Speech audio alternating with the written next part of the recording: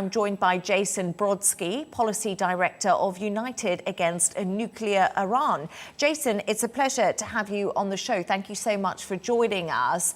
So the talks have concluded with some, but not conclusive progress.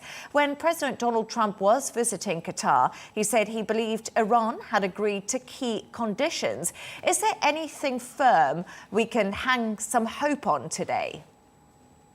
I don't think so, and it's great to be with you. I would say that the some but not conclusive progress is really a standard readout. It's the rule, not the exception, for how negotiations with the Islamic Republic of Iran go on the nuclear file. So I think that there was not a breakthrough, but not a breakdown at this juncture. I think both sides want to continue this process, but that doesn't necessarily mean that they're any closer to bridging the gaps on the positions. The U.S. is demanding zero enrichment in Iran, but the Islamic Republic wants to try to lure President Trump into JCPOA 2.0, despite the president rightfully repudiating that original JCPOA agreement.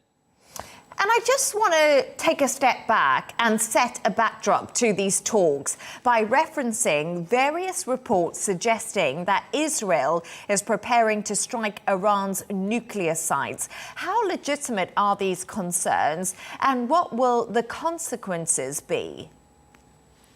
Well, I think Israel is absolutely preparing for a potential military strike. It's been doing so for years, so I don't think that that's anything really new. I do think that it's in the interest of the United States to dangle Israel's preparations publicly and the development of a credible military threat, as that aids and complements diplomacy with the Islamic Republic. And traditionally, that's been the case, to try to get the Islamic Republic to agree to the U.S. conditions in this negotiating process. So that's part of the calculation as to why you're seeing public reports as to Israel's preparations for a potential military strike on the Islamic Republic's nuclear program.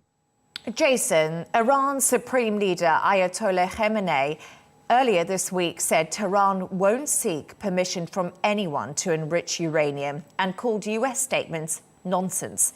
So you touched on a few points there, but what are the major sticking points right now in these talks?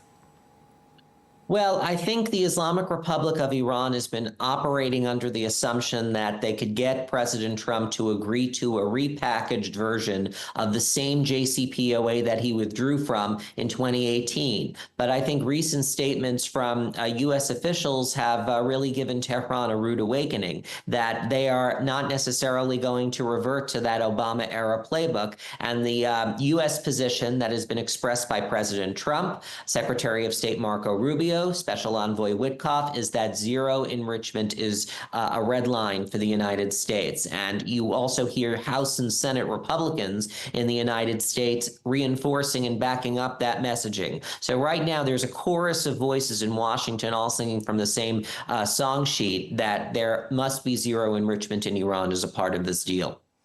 But let's be honest, Jason, Iran is never going to accept that, are they? Well, I think that we don't know that. There needs to be a more concerted pressure campaign against the Islamic Republic if it's not prepared to accept that.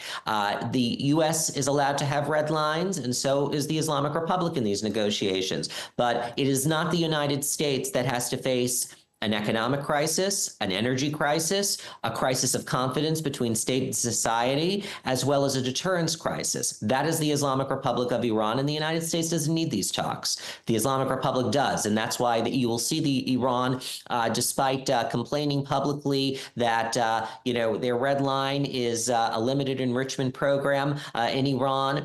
Despite that, they will continue this negotiating process because they need it to continue for as long as possible, because the process itself is a shield from pressure and military strikes as well.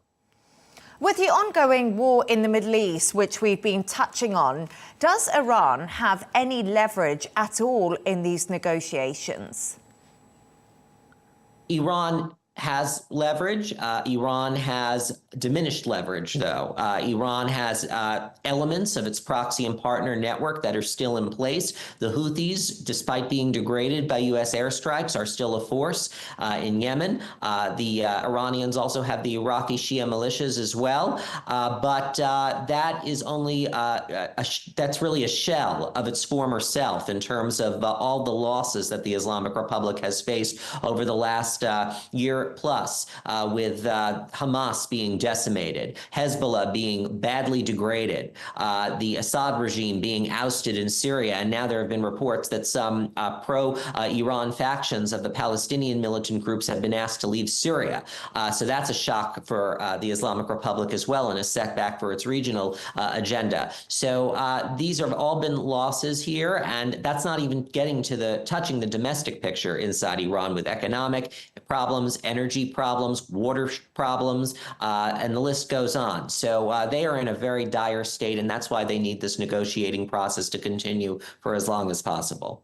Jason Brodsky, Policy Director of United Against Nuclear Iran. Fascinating to have your insights. I appreciate you joining us. Thank you very much.